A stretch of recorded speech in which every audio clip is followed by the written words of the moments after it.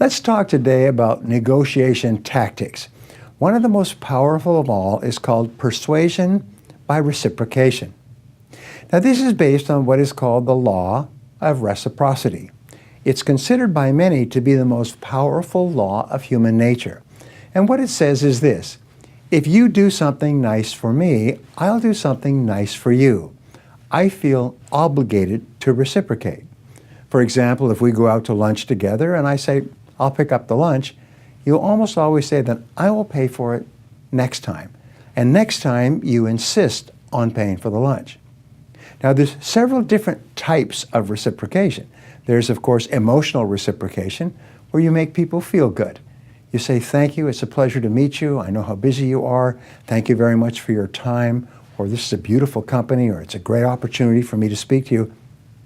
Whenever you say anything that causes people to feel better about themselves, they have a deep unconscious need to reciprocate.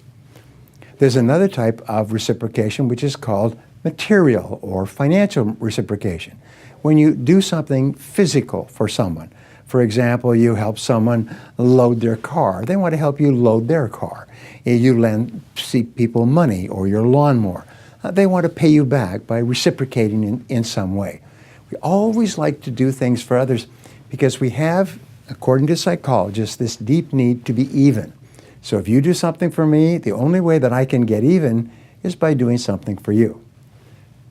By the way, the reverse is also true.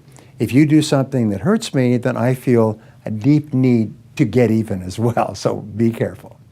So the starting point of reciprocation is look for opportunities to do things for others. Something as simple as bringing a cutout from a newspaper that may be of interest to a prospect. Something as simple as giving a person a book or something like that. Something as simple as opening the door or getting a cup of coffee is a very powerful technique to cause people to like you and to feel obligated to you. Use the Socratic method.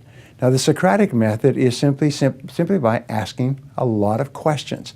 The more questions you ask of another person and listen closely to the answers, the more they like you and the more they open to being influenced by you. You'll find, by the way, that in negotiating is that the more questions you ask and the more open you seem to appear to being reasonable and to seeing things from the other person's point of view, the more reasonable they will be as well. They will reciprocate. Now, whenever there's a disagreement in a negotiation, and I've negotiated 50 and 60-page agreements that were worth many millions of dollars and covered multi-year time spans, you'd always say this, well, let's come back to this.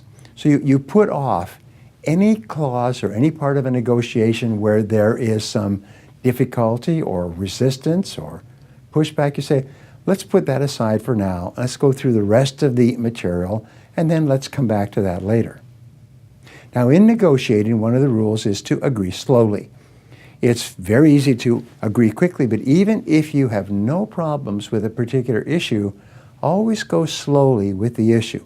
The slower you go, the more strength you have later on when you come to issues that are of greater importance to you. You can also push the fairness button and use the word fair over and over again. They have found in television debates, especially in politics, that the politician who uses the word fair, when they say, you know, that's not a fair interpretation, that's not a fair way to describe this situation, or that wouldn't be fair to me or someone else. You'll find that in current politics, they always use the word, well, people aren't paying their fair share.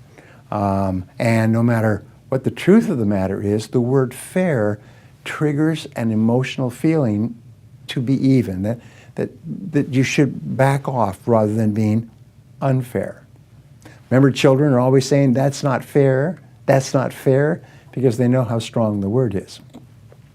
Ask the other party to reciprocate. Now, here's a rule in negotiating, is never give something without getting something in return. Even if what you give is of no real concern or value to you, always ask for something in return. If you don't ask for something in return, then soon that they will ask things from you and not reciprocate at all. And remember, the final point is that price and terms are different. You can pay almost any price if you can name the terms. I remember one of the best negotiators said, I will pay you $1,000 for that gold cross pen in your pocket, even though it only cost $150. I'll pay you $1,000 for it if I can name the terms. And the terms is every time I pass you on the street in New York on a Wednesday, I will give you $1 until the $1,000 is covered and no interest. So therefore, you can agree to a higher price as long as you can agree to terms that are much more favorable to you. Thanks for watching. So what is the one thing that you're going to do in your next negotiation based on what you have learned in this video? Whatever it is, leave a comment below. And until next time, remember that only you are responsible for your success.